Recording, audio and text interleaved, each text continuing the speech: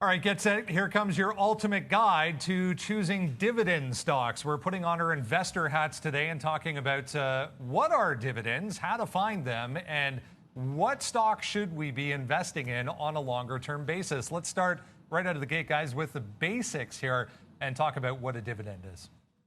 Exactly. I mean, everyone wants to hunt for them, but if you don't know what it is, then you can't do anything about it, guys. So, quite simply put, when you own a stock, it's worth what someone will pay you for. But companies are there to generate money, and to the extent that they have earnings, some stocks will pay what's called a dividend, which is giving the shareholders a piece of those earnings. Now, it might be usually paid quarterly, of course, but it might be a small amount, maybe a small percentage. Some pay a higher percentage. We'll get into that, those specifics. But really, it's what gives you that value of getting a portion of the company's earnings. That is the absolute key. So if you ask, so what is a dividend stock? Simply any stock which pays out a dividend, because it's not all of them, and they are subject to change. We'll get into terms like dividend yield, of course, and certainly ex-dividend date and all those fun parts. But you have to understand that it's simply just you getting a piece of those earnings. Yeah, no, exactly. I mean, look, dividend it has to be, part of capturing yield has to be part of your portfolio. And I mean, that's sort of the whole point of this, about choosing which ones. Like, there's a lot of names that you may not even be aware of that actually pay a dividend, right? And you're like, okay, why do I want a dividend? Well, even if it's paying, and you'll say we'll get to the yields, and we will, but even if it's paying 2-3% a year, you might think that's nothing. But hey, you hold something for 10 years, all of a sudden it just starts getting on top of each other, and the next thing you know, compound interest happens, and you're laughing. So I just have something right here. We're going to talk about stability, finding the best names, things like that. And I'm just going to show you, this is from Visual Capitalist. They put this together. And I just want to show you that there are different, real estate, tech, utilities, services, staples, financials. Like there's a wide array of opportunities here. No matter what sector you favor, you can actually slip in and out of some of these dividend paying stocks. So if you want to get financials, Wells Fargo paying nice percentage right now. Archer Daniel Midland for the consumer staples. Down here in utilities, you always have great returns from resource energy stocks, names like that. Real estate REITs, IBM 5%. There's lots of opportunity for stocks that maybe you thought, hey, not only do I expect a capital appreciation, but there are lots of names in many different sectors that offer you great dividends. And sometimes we're a little lazy, but if you look into it, I think you'd be surprised on some of the names that do give you great yield. All right, so now we understand a little bit on what a dividend is right away, and what a dividend stock looks like, and even a little bit on where to find them there. Let's talk about what are we looking for exactly when it comes to what makes a good dividend stocks? Is it the frequency, or is it the amount they're paying? Sean just mentioned some REITs. Some REITs are going to pay a dividend monthly, but that's because of the way they're structured, versus a Johnson & Johnson or a Pfizer or a bigger company may pay quarterly, but it might be overall a better investment, guys. So let's talk a little bit about what actually makes a good dividend stock here. So first thing first, I'll say, don't necessarily chase yield. And you hear that a lot, but you're asking, well, what is yield? I mean, the dividend, if it pays quarterly or monthly, you still have to, you add it up to what it is for the year. That'll be the total dividend. You can sort of look at what the price of the stock is. You'll get the percentage, and that'll tell you the yield. So if you understand that concept, that as the price of a stock falls, and they don't change the dividend, the yield's going to go up, up, up. But remember, you still own that stock. So if it's just falling towards zero and it's a risky name and there's too much volatility in that particular name, then you want to watch out and be careful chasing that yield. It's not the be-all, end-all. One thing that you might be concerned with, which I think is a good idea, is, and we talk about stability, well, do you want them to change that dividend? Do you want it to stop? No, you want to always be going through. And one thing that makes, and this is just going to NASDAQ.com, there's lots of resources for this, but if you would take a quick look at Chevron here, you'll see they pay a nice 5% yield. There's an annual dividend of $5, but they are famous for consistently paying out that dividend over the years. So you can always check the history. Do they constantly pay it out? Is it always quarterly? Are they making constant adjustments? So you might want something where they're only ever increasing it. They almost never decrease. They never miss any payments. It's a foundation of that, the appeal of that company, or even owning that company. And then one of the advantages you get from this and we're going to get into drips in a second. I know, Sean, you're going to talk about it, so I won't get too deep into your wheelhouse there. But you talk about the fluctuation of the stock, and realistically, you want something which has some stability to it. Now, I know on a daily chart in the last few years, you're gonna be talking about what happened in 2020 with COVID, so that creates a little bit of volatility. But paying out that dividend allows you to negotiate some of that volatility. So you might, despite the fact that it pays a healthy dividend, you might favor a stock which resist big downturns a little better than others. And if I zoom out just a little bit here, some people will be concerned with what happened with the Chevron here. But it can maybe come to something like a Pfizer.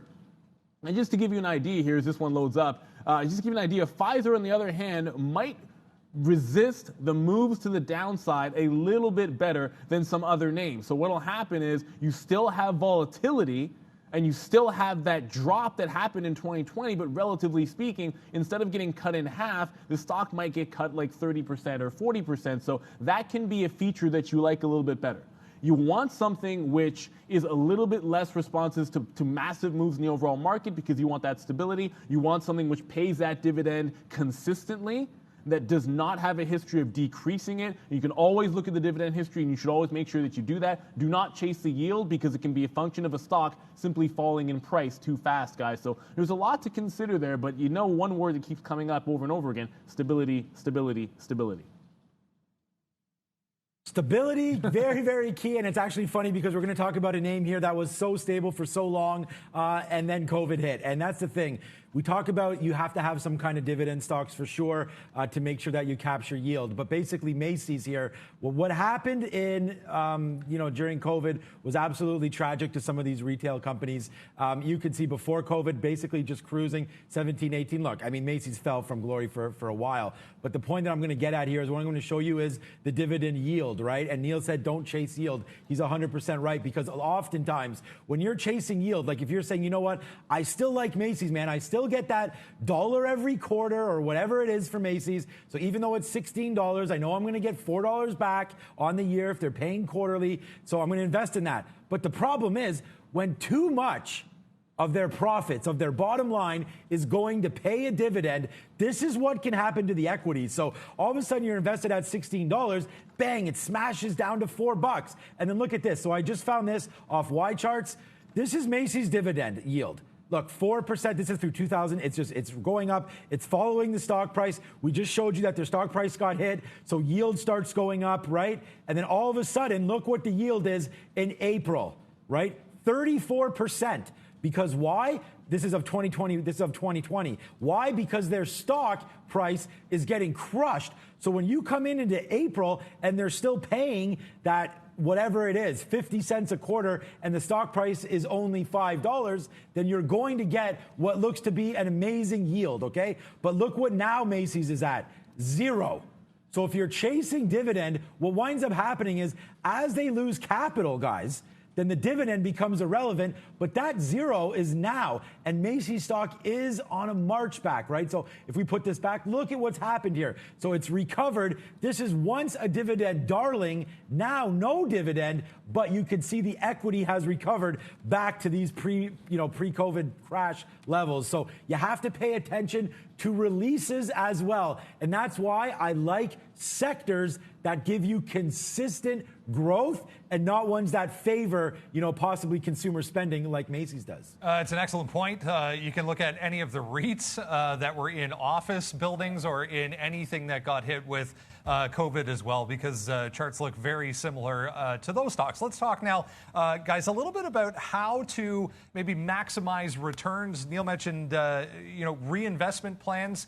I want to also talk about how to maybe get the most out of a dividend, maybe from, the lower price end stock. So maybe not necessarily REITs, because they are a little bit on the risky side for the longer term. But if you're looking for something that might be lower price to maximize capital, where can we find something? Well, before we get to that, I know you want to talk about drips in a little bit, Sean. So I want to say one thing which we probably should have mentioned. Growth companies tend not to pay a dividend, because that's the general idea is you want them reinvesting in the company and that growth, whether it's R&D. So you see, especially in the tech space, you're not going to get a lot of that. But you should not ignore the fact that some companies, which can be seen as growth companies, still do pay small dividends. And like, Apple is an example of this. A lot of people want in their portfolio because they think they rule the world and they're going to continue to grow, and that's fantastic. But this is a decent place where you can have the best of both worlds. I think you can chase a little bit of that growth while still actually catching a little bit of that dividend, guys. So I just wanted to make sure we got that one through before we started talking about dividend reinvestment programs, which I think are an absolute must if you are going to be engaging in this in your portfolio. Okay, so let's talk about dividend reinvestment. That's what a DRIP is, right? So you want to make sure that your broker, whoever you're using to hold your shares, does give you the opportunity to participate in a DRIP, okay? And what that means is if you're trading a stock like Apple here, and again, on the daily chart, not too much to worry about. You know you want to be a holder of Apple for a long term, and you're not too worried about, getting in and out, worried about X dividend date, things like that. When you see a dividend date, an X dividend date, you had to hold the stock at least a day before that date in order to get paid out. So if you're not worried about things like that, which I'm not, I select my highest quality dividend stocks and I put them into a DRIP. And I'll tell you the advantages of why.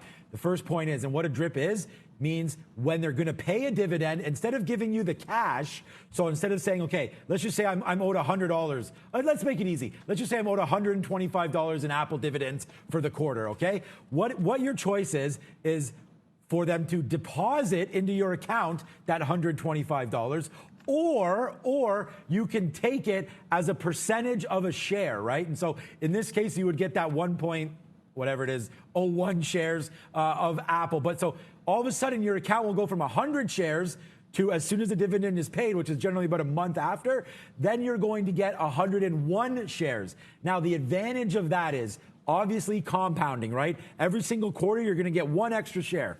Hey, may not matter now, but when you look back 10 years, you're like, wow, that is X amount of shares more, 40 more shares, right, for a year.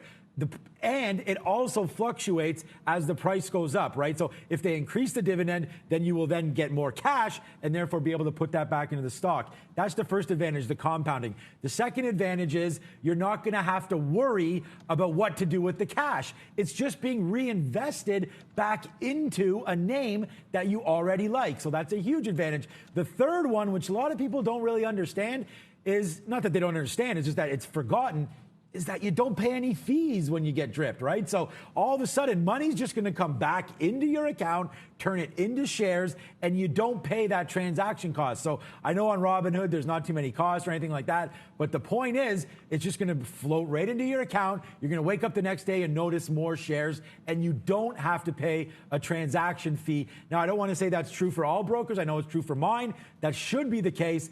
Definitely inquire. But hey, those are advantages there. You can sleep easy. You don't have to worry about it. And instead of building up the cash, you're actually reinvesting it back into the name that you already like. So you do it on high quality names like an Apple or like some of the bank stocks where you're not too worried about the underlying equity. Whether you're new to dividends or a seasoned professional, it's good to understand exactly where they're coming from, why they are coming to you, and how to maximize your gains when it comes to dividends. Hope you enjoyed that one, guys. Let's go to Valeria.